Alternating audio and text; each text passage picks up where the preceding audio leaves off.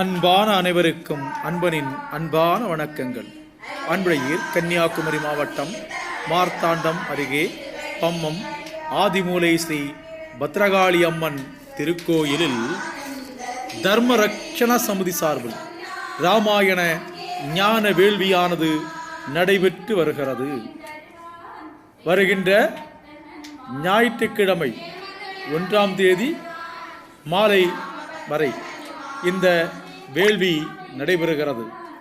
இதில் பஜனை, இராமாயண சத்சங்கம், இராமாயண பூஜை, நாமஜபம், பிரார்த்தனை உள்ளிட்டவை நடைபெற்று வருகின்றன. ஆலயத்தில் நடைபெறுகின்ற இந்த ஞான வேள்விக்கான ஏற்பாடுகளை ஆலயத்தின் அறங்காவலர் உத்தமன்குட்டி அவர்கள் மற்றும் ஆலய மேல்சாந்தி இளங்கோ போற்றி உள்ளிட்டவர்கள் அருமையாக செய்துள்ளார்கள். எல்லோருக்கும் வணக்கம். அருள்மிகு ஆதிமூலை அம்மன் திருக்கோவில் பம்மம் மார்த்தாண்டத்தில் எல்லா வருடமும் நடைபெறுகின்ற ஆடி மாத இராமாயண ஞான வேள்வி நிகழ்ச்சி இன்று இந்த திருக்கோவில் தர்மகர்த்தா திரு உத்தமன்குட்டி அவர்கள் தலைமையில் இந்த கோயிலினுடைய தலைமை அர்ச்சகர் திரு இளங்கோ அவர்களுடைய முன்னிலையில் மிக சிறப்பாக ஆரம்பிக்கப்பட்டது. இதில் அநேகமான பக்தர்கள் கலந்து கொண்டார்கள்.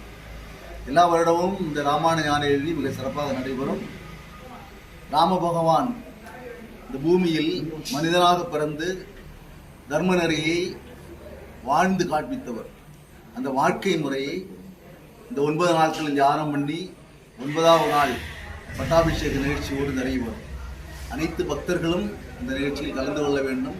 ஞான வேள்வியின் மூலமாக ஞானத்தை உட்கொள்ள வேண்டும் என்று திருக்கோயிலின் சார்பாக கேட்டுக்கொள்கிறோம். ஸ்ரீ ராமச்சந்திரமூர்த்தி என்று செய்து இந்த ராமாயண ஞான வேள்வியினுடைய 2ஆம் நாள் என்று இந்த வேள்வி துவங்குவதாக.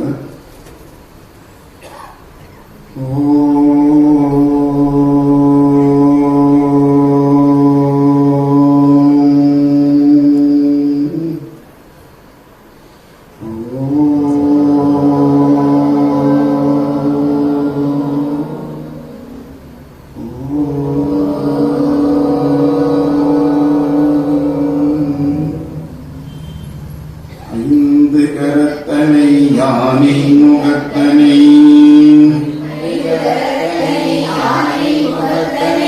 இந்திங்கிழந்திரை போலும் ஈற்றனை நந்தி மகந்தனை ஞான கொழுந்தினை குந்தியில் வைத்தடி போற்றுகின்றேனே நன்மையும் செல்வமும் நாளும் நல்குமே இன்மையும் பாவமும் சிதைந்து தேயுமே ஜென்மமும் மரணமும் இன்றி தீருமே உண்மையே ராமா என்று 2 எழுத்தினார் நாடிய பொருள் கைகூடும் ஞானமும் புகழும் உண்டாம் வீடியல் வலியதாக்கும் தேடியம் கமலை நோக்கும் நீடிய அரக்கர் சேனை நீருபட்டலிய வாகை சூடிய சிலை ராமன் தோல்வலி கூறுவோர்க்கே அஞ்சிலே ஒன்று பெற்றான் அஞ்சிலே ஒன்றை தாவி அஞ்சிலே ஒன்றாராக ஆரியர்க்காக ஏகி அஞ்சிலே ஒன்று பெற்ற அனங்கை கண்ட அயலாரூரில் அஞ்சிலே நெஞ்சிலே ஒன்றை வைத்தார் அவன் நம்மை அழித்து காப்பார். ஓம் ஸ்ரீராம ஜெய ராம ஜெய ஜெய ராமா. ஓம் ஸ்ரீராம ஜெய ராம ஜெய ஜெய ராமா. ஓம் ஸ்ரீராம ஜெய ராம ஜெய ஜெய ராமா. ஓம் ஸ்ரீராம ஜெய ராம ஜெய ஜெய ராமா. ஓம் ஸ்ரீராம ஜெய ராம ஜெய ஜெய ராமா. ஓம் ஸ்ரீராம ஜெய ராம ஜெய ஜெய ராமா. ஓம் ஸ்ரீராம ஜெய ராம ஜெய ஜெய ராமா. ஓம் ஸ்ரீராம ஜெய ராம ஜெய ஜெய ராமா.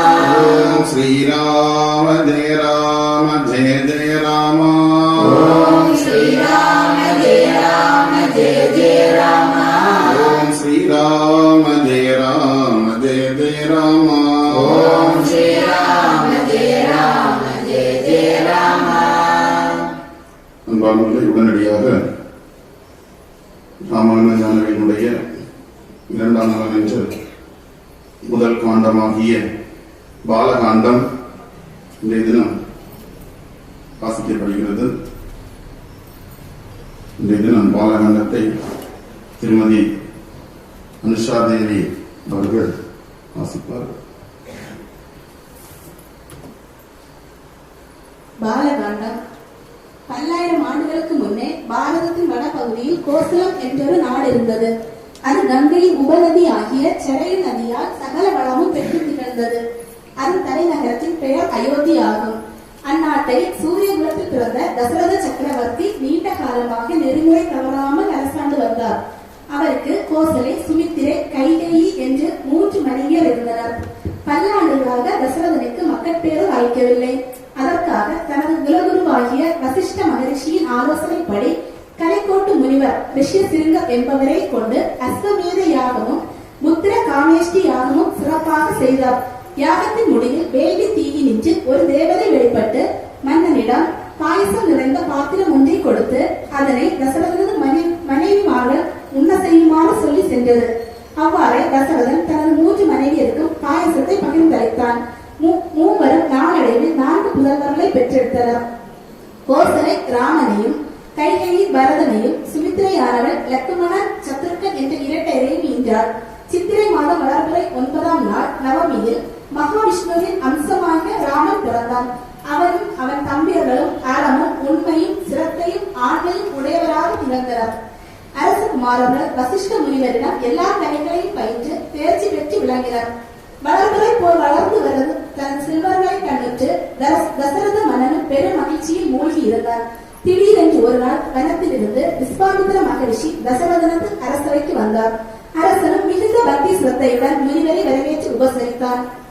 விஸ்வாமித்திரர் தாம் காட்டில் பெரிய வேள்வி ஒன்று செய்ய போவதாகவும் அதற்கு இடையூறு செய்ய வரும் அசுர கூட்டங்களை அழித்தொழித்து வேள்வியை நிறைவேற்ற அரசர் தன் கண்மணிகளாகிய ஸ்ரீராமரை லட்சுமணரையும் தன்னுடன் நலத்திற்கு அனுப்பி வைக்க வேண்டும் என்று கேட்டார். இவ்வேண்டுகோளை கேட்டு புதல்வர்களை விட்டு பிரிய மனமின்றி திகைத்து தயங்கினார் தசரதன். பின் வசிஷ்ட மகரிஷி உபதேசப்படி புதல்வர்கள் இருவரையும் விஸ்வாமித்திரருடன் அனுப்பி வைத்தார். முனிவர் ஆண்மையும் அழகும் மிக்க அரசகுமாரர்கள் இருவரையும் அழைத்துக் கொண்டு காடு நோக்கி சென்றார். வழியில் அவர்களுக்கு பல வித்தைகளையும் மந்திரங்களையும் கற்பித்தார். அடர்ந்த காட்டில் அவர்கள் செல்லும் போது தாடகை என்ற கொடிய அறைக்கு ஒருத்தி மூவரையும் கொல்லுமாறு ஆங்குற்றாள். அப்போது விஸ்வாமித்திரரின் ஆணைப்படி அக்கொடியவனை ராமபாண பதம் பார்த்தது. அறைக்கு அழிந்து வளரவே மூவரும் மேல்நோக்கி நடந்து சித்தாசிரமம் என்ற விஸ்வாமித்திரரின் தவசாலையை அடைந்தனர். பின்னர் பல முனிவர்களின் துணையோடு கௌசிகர் என்ற விஸ்வாமித்திரர் யாகத்தை ஆரம்பித்தார். சுபாகு, மாரீசன் என்ற 2 பேர் அரக்கர்களின் தலைமையில் சராசரியாக பல அரக்கர்களை கிளம்பி வேள்விக்கு இடையூறு விளைவிக்க தொடங்கினார். உடனே கண்ணை இமைக காப்பது போல வேள்வியை அல்லும் பகலும் காத்து வந்த வீரர்கள் இருவரும் அரக்கர்களை அனைவரையும் அழித்தொழித்தனர். ஆனால் மாரீசன் மாத்திரம் ராமபாணத்துக்கு இரையாகாமல் தப்பி ஓடி மறைந்தான். வேள்வியும் இனிதே நிறைவுற்றது. வேள்வி மங்களகரமாக நிறைவுற்றது கண்டு பெருமகிழ்ச்சி கொண்ட முனிவர் அரசகுமாரர்களை மனமாற வாழ்த்தினார். அவ்வேளை விதேக நாட்டின் வேந்தனாகிய ஜனகரிடமிருந்து கௌசிகருக்கு ஓர் அழைப்பு வந்தது. அது தன் அன்பு மகளான சீதைக்கு சுயம்பர திருமணம் ஏற்பாடு செய்திருப்பதாகவும் அந்த விழாவிற்கு மகரிஷி எழுந்தருள வேண்டும் எனவும் எழுத பெற்றிருந்தது. பேருவகையோடு விஸ்வாமித்திரர் தன்னுடைய வீரர்கள் இருவரையும் அழைத்துக் கொண்டு விதேக நாட்டின் தலைநகரான மிதிலையை நோக்கி விரைந்தார். அங்கனம் அவர்கள் காட்டு வழியே செல்லும் போது ஓரிடத்தில் ஓர் ஆசிரமம் பாழாக கிடந்தது. அதன் அருகில் கிடந்த ஒரு கல் ராமன் திருவடி படவே அத்து ஓர் அழகிய இளம் பெண் உருவாய் மாறி தொழுது நின்றது. இது கண்டு வியப்படைந்த வீரர்கள், இம்மங்கை கௌதம முனிவரின் மனையாள் ஆகிய அகலிகையாகும். அவளது பேரழகி மயங்கி இந்திரனால் அவளது கற்புதறி கெடவே கௌதம முனிவர் அவளை கல்லாக போகுமாறு சபித்தார். அந்த சாபம் இன்று உன் தூய திருவடி படவே நீக்கியது என்று விஸ்வாமித்திரர் விளக்கினார். அப்போது அகலிகையின் கணவனாகி கௌதம முனிவரும் அங்கு வந்துற்று மனைவி ஏற்று மகிழ்ந்தார். இதன் பின் கௌசிகரும் அரசகுமார்களும் மேலும் நடந்து சென்று மிதிலையை அடைந்தனர். மகா தவசியா விஸ்வாமித்திரரை கண்ணுற்ற விதேக பேரரசனாகிய ஜனகன் பெரும் மகிழ்ச்சியுடன் அவரை வணங்கி வரவேற்றான். பின் அங்கு கொண்டு வரப்பட்ட ஒரு பெரிய வில்லை காட்டி, இது சிவபெருமான் ஏந்திய தெய்வீகமான வில். இதனை எடுத்து வளைத்து நாணேற்றுபவருக்கு எனது மகள் சீதையை மனமுடித்து வைப்பதாக முடிவு செய்துள்ளேன். பல நாட்டு அரசகுமாரர்களும் முயன்று பார்த்து தோல்வியுற்று போயினர். ஆதலால் மகளின் திருமணம் பற்றிய கவலையில் இருக்கிறேன் என்று சொன்னார் ஜனகன். முனிவரிடம் வந்த காலரெல்லாம் வீரர்கள் இதுவரையை பற்றி வினவி அறிந்து கொண்டார்.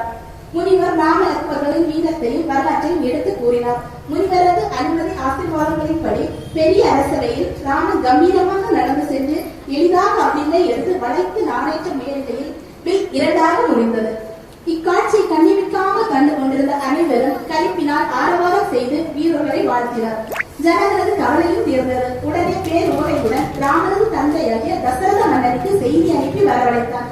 சீதா கல்யாணம் சிறப்பாக நடந்தேறியது. அதே மண்டபத்திலேயே தன் இளைய மகளாகிய ஊர்மிளையை லட்சுமணனுக்கும் தன் தம்பியின் மக்களாகிய மாண்டவி, ஸ்ருத, கீர்த்தி என்பவர்களை முறையே பரதனுக்கும் சத்ருகனுக்கும் திருமணம் செய்து கொடுத்தார். சீதா கல்யாணத்தின் மூலம் அறிந்து கொள்ள வேண்டிய நீதி என்னவெனில், ஒருவர் தனது திருமணத்துக்கு முன் குருவுக்கு தொண்டு செய்து அகண்ட பிரம்மச்சரியம் காத்து கல்வி கற்று வலுவும் தன்னடக்கமும் உடையவனாய் இருக்க வேண்டும். அங்கனமானால் மட்டுமே அவனுக்கு இவ்வாழ்வை செம்மையாக நடத்தவும் நல்ல சந்ததிகளை பெறவும் முடியும் என்பதாம். இவ்வாறு தசரதன் மிகுந்த மகிழ்ச்சியோடு தம்பதிகளுடன் அயோத்தி நோக்கி போகும் வழியில் பயங்கரமான தடையொன்று வந்து சேர்ந்தது. சத்திரிய குல காலனாகிய பரசுராம முனிவர் பெரு கோபத்துடன் கைகளில் பெரியதோர் கோடாரியும் வில்லுமாக வந்து வழிமறித்தார். ராமன் சிவவில்லை முறித்ததை பற்றி இகழ்ந்து கூறி தன் கையில் இருந்த மிகப்பெரிய விஷ்ணு தனுசை வளைத்து நாணேற்றுமாறு ராமனிடம் சவால் விடுத்தார். ராமன் மிகுந்த பொறுமையுடன் ஆனால் வீரத்துடன் பரசுராமர் கொடுத்த வில்லை எளிதாக வளைத்து கணை தொடுத்தார். அது கண்ணுற்ற பரசுராமர் நடுநடுங்கி தன் கர்வமும் கோபமும் அழிய பெற்றவரார். ராமன் யாரென்று உண்மையை உணர்ந்து வணங்கி காட்டிற்கு தவம் செய்ய போய்விட்டார். மலை போன்று வந்த தடை பனி போன்று மறைந்தது. மட்டில்லா மகிழ்ச்சியுடன் தசரத மாமன்னன் அயோத்தியாபுரி அடைந்து இன்பமாய் வாழ்ந்து வந்தார். அவ்வேளை பரதன் தனது மாமனது அழைப்பின் பேரில் தம்பி சத்ருகனோடு கேளிய நாடு சென்றார். சரி, ஒரு அழகான இடம் கோசலை நாடு. என்ன நாடு?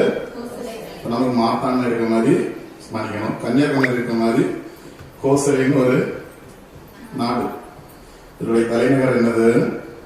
அயோத்தி. கன்னியாகுமரியுடைய தலைநகரம் இது வந்து மாவட்டம்.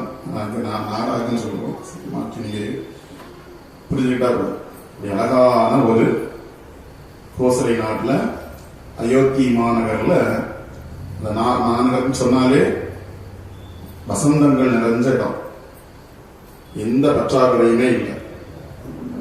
நீர்நிலை பக்கத்துலதான் என்ன நதி ஓடுது? நமக்கு என்ன நதி ஓடுது? தாமிரபரணி நதி ஓடுறது மாதிரி, வற்றாத ஜீவ நதியாக தாமிரபரணி நதி ஓடுறது மாதிரி அந்த அயோத்தியா புரியில பக்கத்துல என்ன ஓடு? சரையு நதி ஓடிக்கொண்டிருக்கிறது. எந்த குறைபாடும் இல்லை. மக்கள் எல்லாம் செல்வ செழிப்போடு சந்தோஷமா அப்படியே இருக்கிறாங்க. காரணம் என்ன? மன்னர் யார் அரசாட்சி புரிஞ்சுட்டு வராங்க? அந்த அயோத்தியாபுரியில தசரத சக்கரவர்த்தி ஆட்சி புரிஞ்சுட்டு வர்றார்.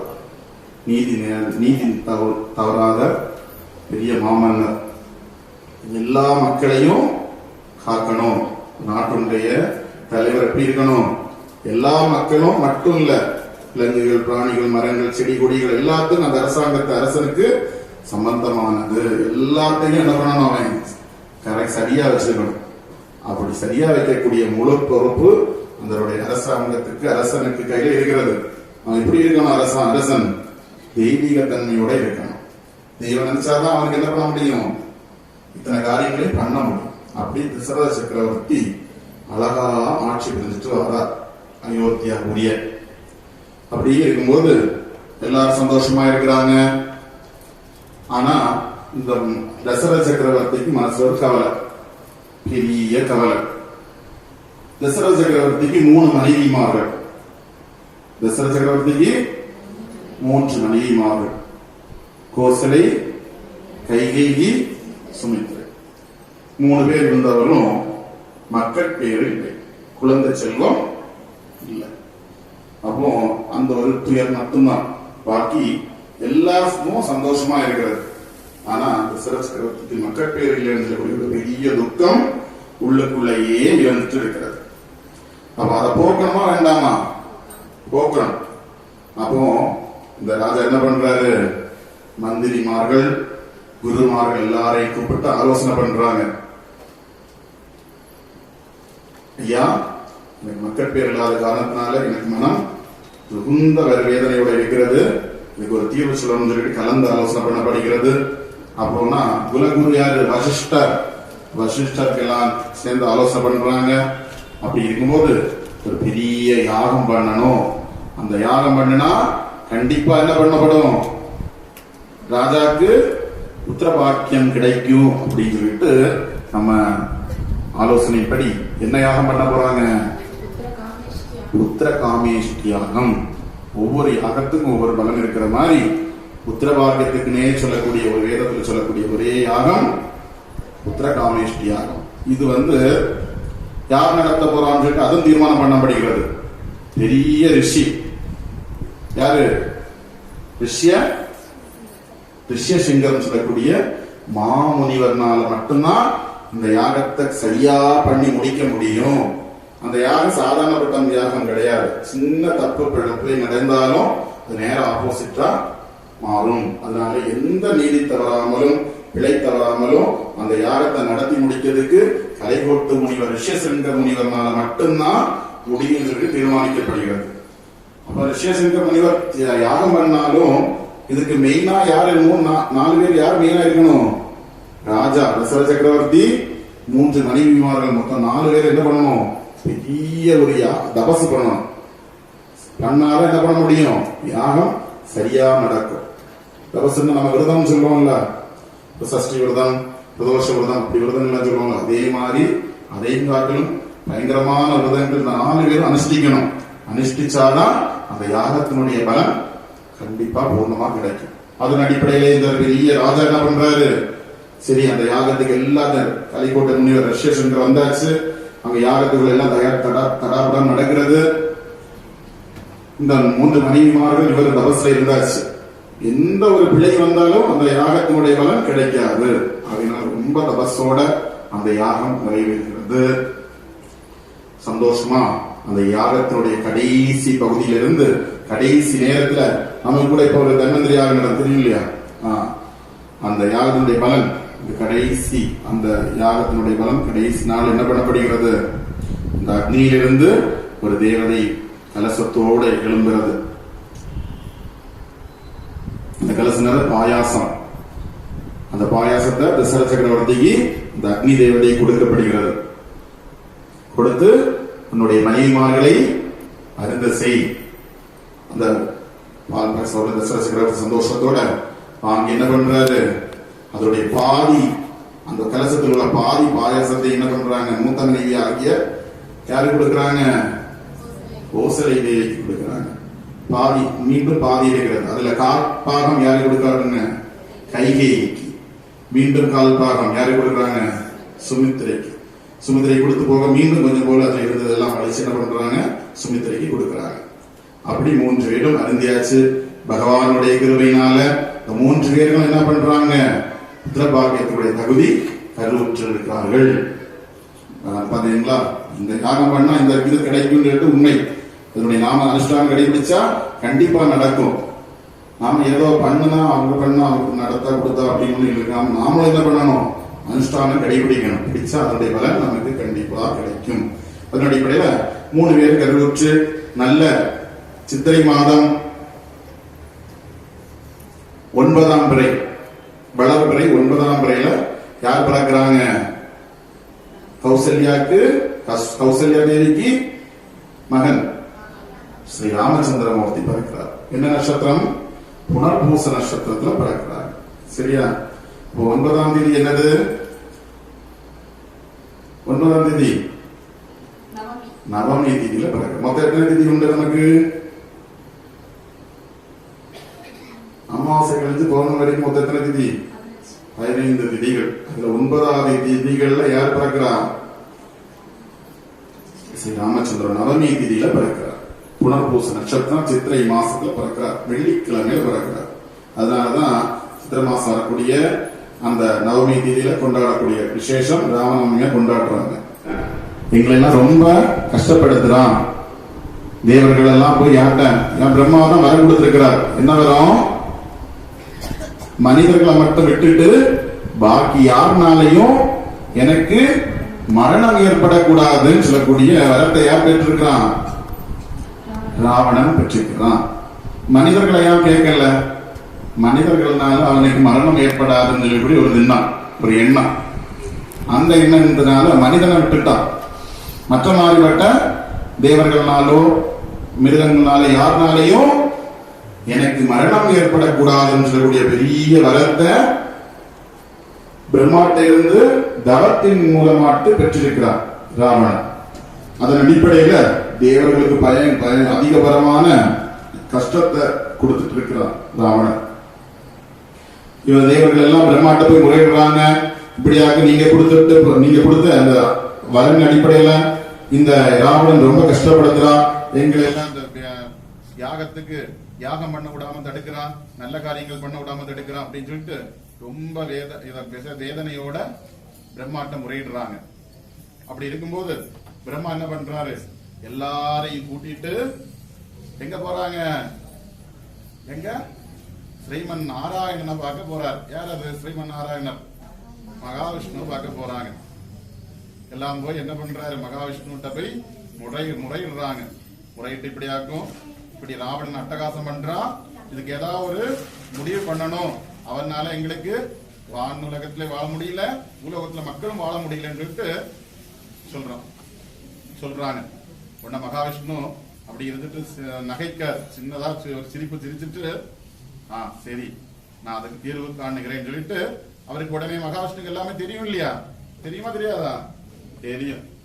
அவர் என்ன பண்ணாரு? உடனே இங்க பாக்குறார், தசரத சக்கரவர்த்தி இங்க யாகம் நடந்துட்டு இருக்கிறது. அப்பதான் சொல்றார், நானே போய் தசரத சக்கரவர்த்திக்கு மகனாக பிறந்து அந்த ராவணனை என்ன பண்றேன்? வதம் பண்றேன் அப்படின்னு சொல்லிட்டு உங்களை காப்பாற்றுகிறேன் அப்படின்னு சொல்லி வாக்கு கொடுக்கிறாங்க. அந்த வாக்கிற்கு இணங்க இவங்க தேவர்கள் எல்லாம் என்ன பண்றாங்க? சந்தோஷமா போறாங்க. அதன் அடிப்படையில தான் மகாவிஷ்ணு தான் யாரா பிறந்திருக்கிறாங்க? ஸ்ரீ ராமச்சந்திரமூர்த்தி மாட்டு ராம லட்சுமணன் சத்ருகன் பரதநாட்டு பிறந்திருக்கிறாங்க. எல்லாரும் அவருடைய அம்சம், மகாவிஷ்ணுடைய அம்சமா பிறந்திருக்கு. நாளொரு மேனியும் பொழுது வண்ணமாக ஸ்ரீ ராமச்சந்திரமூர்த்தி வளர்ந்து வராரு. அப்படி இருக்கும்போது சந்தோஷமா இருக்கக்கூடிய நேரத்துலதான் ஸ்ரீ நேத்தை சுதர்சன சார் சொன்னாங்க. அப்படித்தானே நேத்தை வந்து ஐயா சொன்னாங்க.